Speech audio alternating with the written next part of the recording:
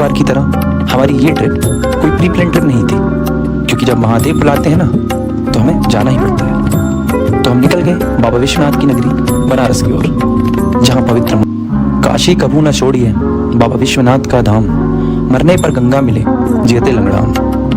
हर हर महादेव दोस्तों, 12 ज्योतिर्लिंगों में से सबसे प्रमुख ज्योतिर्लिंग काशी विश्वनाथ ज्योतिर्लिंग को माना गया है, जो कि वाराणसी शहर में स्थित है। पहुंचने का हमें ये फायदा मिला कि हमें 80 घाट पर सुबह 5 बजे की गंगा आरती देखने का मौका मिला। माँ गंगा अपने तट पर बसे इस शहर को निर्मल करती हुई बहती है, क्योंकि माँ गंगा ने जिसे इन धाराओं से संवारा है, बनारस वही खूबसूरत घाटों का किनारा है। तो करीब 7 से 8 घंटे की ट्रैवलिंग के बाद हम पहुंच गए बनारस, और पहुंचते ही जो वहाँ की गलियों की वाइब्स थी ना, वो अलग ही थी। और सबसे पहले पहुंच गए हम 80 घाट।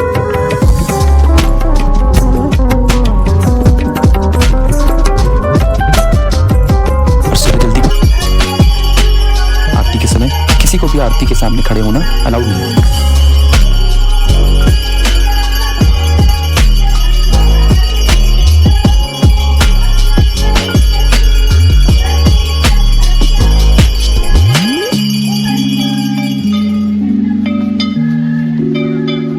आरती देखते हुए मैं ऐसा महसूस हुआ कि स्वर्ग से सुंदर बनारस की हर शाम है, मानो गंगा आरती में सारे देव खुद विराजमान हैं।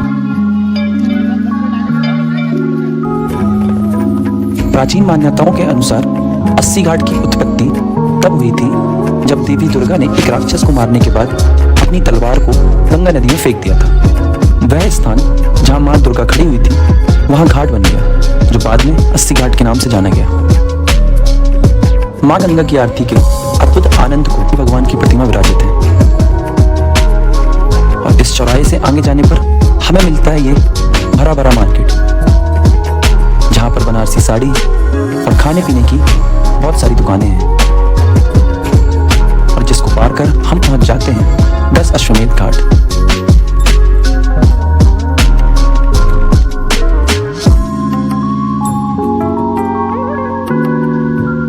दस अश्वमेध का अर्थ है 10 घोड़ों का बलिदान।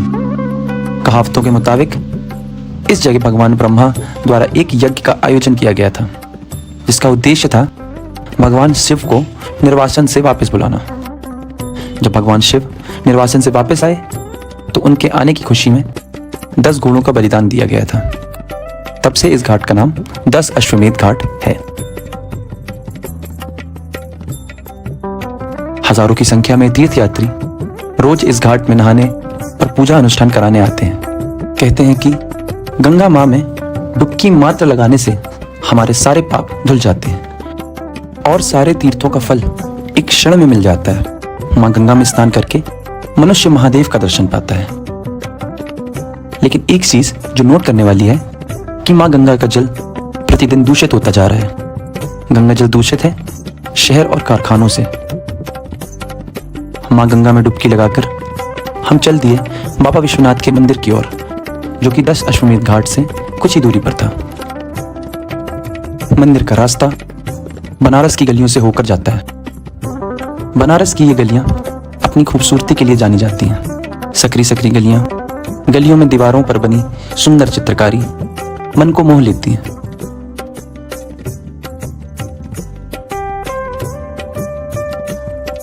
मंदिर में फोन, कैमरा, बैग या कोई भी सामान ले जाना अलाउड नहीं है। तो हमने अपने बैग्स और मोबाइल फोन गवर्नमेंट के फ्री लॉकर में जमा कराए। फिर बाबा विश्वनाथ के दर्शन कर हम निकल गए विश्वनाथ कॉरिडोर के लिए। रास्ते में हमने ट्राई करी बनारस की फेमस कुल्हड़ लस्सी,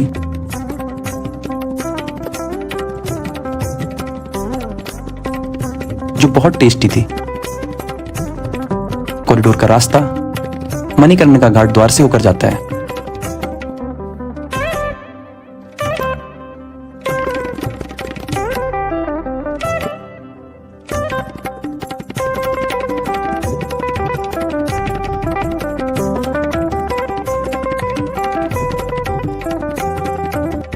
और भारत माता की मूर्ति है। यहां पर आकर हमें सेम उज्जैन कॉरिडोर वाली फीलिंग आती है।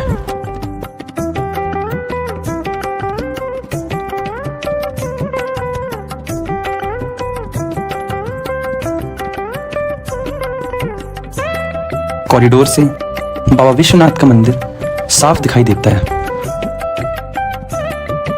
तो चलिए करते हैं बाबा विश्वनाथ के दर्शन। मंदिर को 60 किलो सोने से सजाया गया है, जिसमें 37 किलो अंदर और 23 किलो बाहर की तरफ यूज किया गया है।